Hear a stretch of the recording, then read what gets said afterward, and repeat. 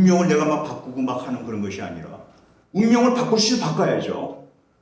그러나 이 운명을 바꾸는 것은 뭐냐면은 목적과 가치 자체와 가치 실현과 의미 충족을 통해서 나의 운명을 바꿀 수도 있고, 근데 나의 운명을 바꾼다고 하는 건 나의 어떤 신체적인 특질을 타고났을 때 나의 유전적인 것까지도 바꿀 수가 있다는 게 요새 나오는 결론입니다.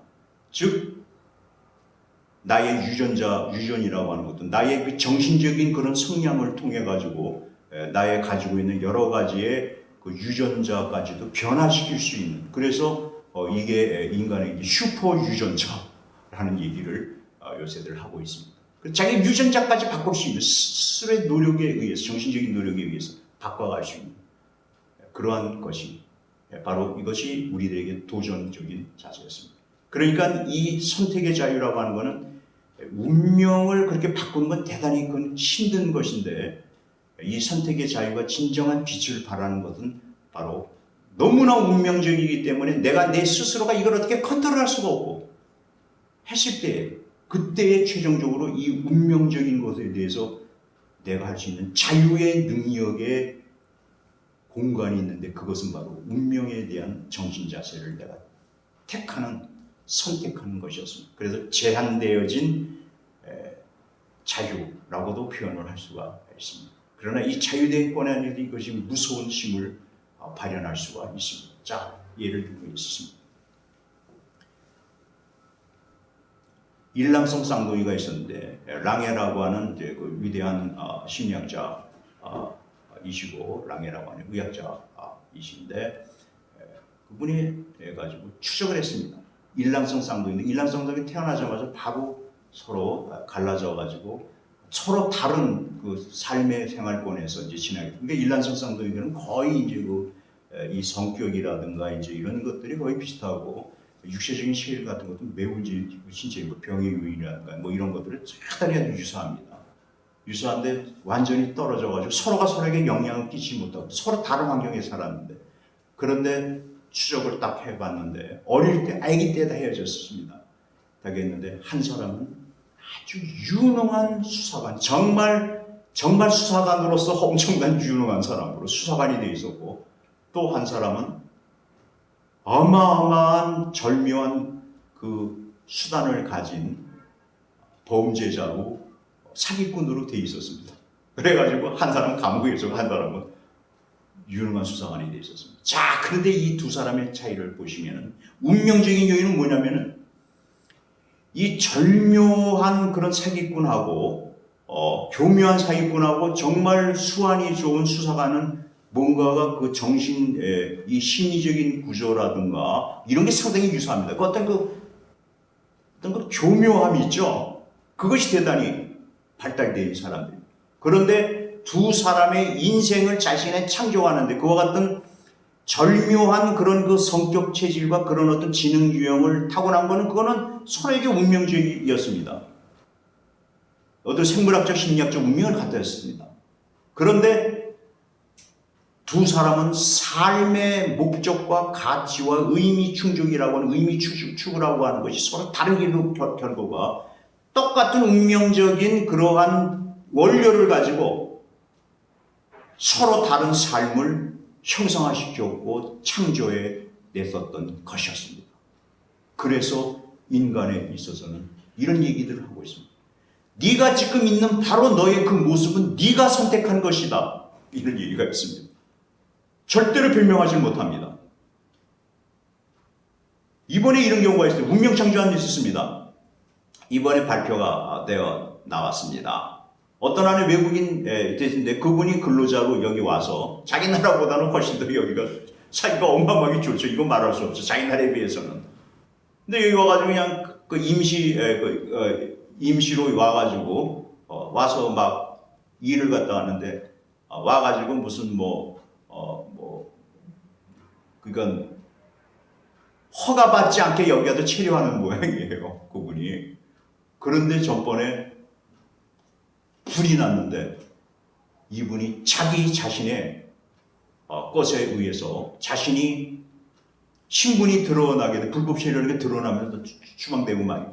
거기에 개의치 않고 사람들 그 뜨거운 물 속에 자기가 들어가가지고 10명의 우리 한국의 시민들을 구해줬어요. 그래가지고 그 결과 자기는 여기에 그냥 엄청난 막 중화상을 갖다가 입고 했는데, 거기서 지금 무슨 운동이 벌어지냐. 아유, 이런 분에게는 우리 한국에서 빨리 뭡니까, 체류권 내지 뭐 영주권인가 뭐 한국에 여기서 살 수 있는 시민, 한국 국적을 좀 주자 이거예요. 한국 국적 주자. 이런 사람은 한국 국적 주어야 돼요. 바로 이런 게 있었습니다. 과연 그분이 햇벨이라고 하는 유명한 시인이, 독일의 서전 시인의 극작가가 이런 얘기를 했습니다. 인생이란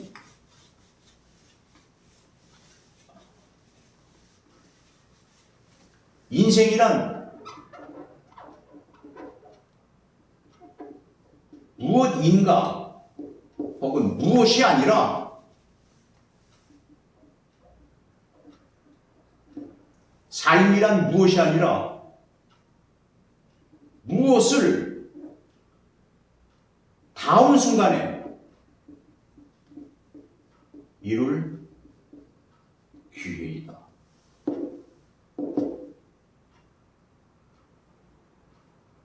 햇벨 19세기의 독일 극작가. 이 기회는 의미를 충족시키고 가치를 실현할 수 있는 그런 기회가 그때그때마다 오고 있습니다. 거기에 대한 그 기회를 나의 정신, 나의 육신, 나의 생명, 나의 힘을 다해, 즉 나의 전 존재를 다해서 이 기회를 이룩하고 이 기회를 통해서 가치를 실현시키고 의미를 충족시킬 수 있는 기회에 대해서 나는 답을 해줘야 되고, 바로 그 답을 해준다는 것은 나의 전 존재의 힘을 기울여서 이 기회는 가능성인데 이 가능성을 현실화시켜요. 이 현실화시키는 것은 바로 의미를 충족시키고 가치를 실현시키는 것을 남아요.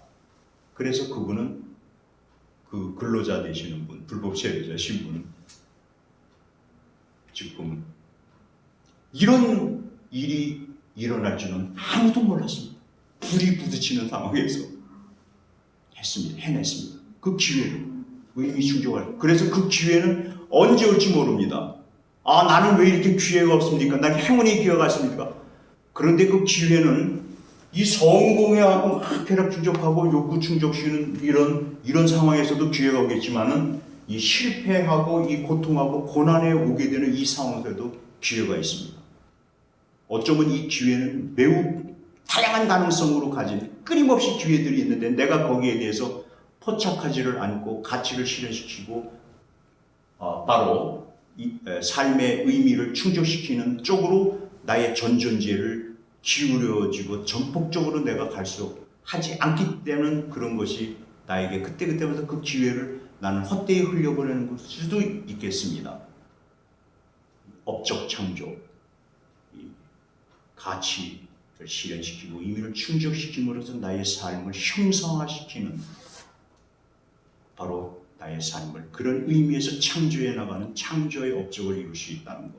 이게 바로 인간이 가지고 있는 바로 선택의 자유를 누릴 수가 있죠. 그래서 이 자유에는 무엇입니까? 바로 책임성하고 항상 연관이 되고 있습니다. 자유는 책임입니다. 자유 플러스 책임. 책임은 이 기회가 생겨났을 때 내가 올바른 방향으로 응답을 한다. 그래서 그 책임에서 회안트보르팅이라는 얘기를 합니다. 안트보르텐, 독일어로 안트보르텐, 혹은 회어 안트보르텐. 이것은 뭐냐면 답을 한다는 겁니다. 나의 행동과 나의 전 존재를 기울여서 내가 답을 내주는 것. 기회는 문제입니다. 그 문제에 대해서, 삶의 상황에 내주는 이 문제에 대해서 내가 답을 해주는 것. 그게 바로 책임성입니다. 그러니까 자유라고 하는 건 올바른 방향으로 답을 해줘야 된다는 거. 그래서 이 자유는 반쪽에 하나의 한 축이 있으면 그 다른 축에는 또 하나의 책임성의 영역이 있어서 이 자유는 책임에 의해서 보완이 되고 그럴 때야 완성이 되어지는 것이다. 자, 이 영역을 주는 것입니다. 오늘 우리에게 주는 답은 그것이었습니다. 세 번째의 그 로고스 세라피를 이루는 인간다움이라고 하는 그 개념의 마지막 것은 삶의 의미였습니다. 즉 삶의 의미는 무엇인가? 이 삶의 의미에는 삶의 매 순간에는 가치를 실현시키고 의미를 충족시킬 수 있는 기회가 끊임없이 돼요. 그런 의미에서 모든 삶에는 의미 가능성으로 이루어지고 있고, 그 의미의 가능성이라고 하는 것은 내가 어떻게 답을 해줘야 된다는 거, 정답을 내가 내려주고 정답을 내가 해줘야 돼요. 정답을 이걸 만들어줘야 됩니다. 정답을. 그 책임을 지는 것, 답변을 해주는 것, 나의 존재를 걸고 하는 것이 바로 여기 나와 있어요. 그래서 이 삶의 의미라고 하는 것은 틀림없이 존재한다. 그래서 이런 얘기를 합니다. 삶에는 무한한 의미가 있다라고 하는 무한한 믿음이 매우 강력한 힘으로서, 치유의 힘으로서 좌절과 절망이 있을 때 그걸 택해야 된다는 겁니다. 그러니까 이게 진짜로 있어요? 삶의 의미가 있습니까? 삶은 다 무의미한 거예요, 보니까. 자, 이런 게 있습니다.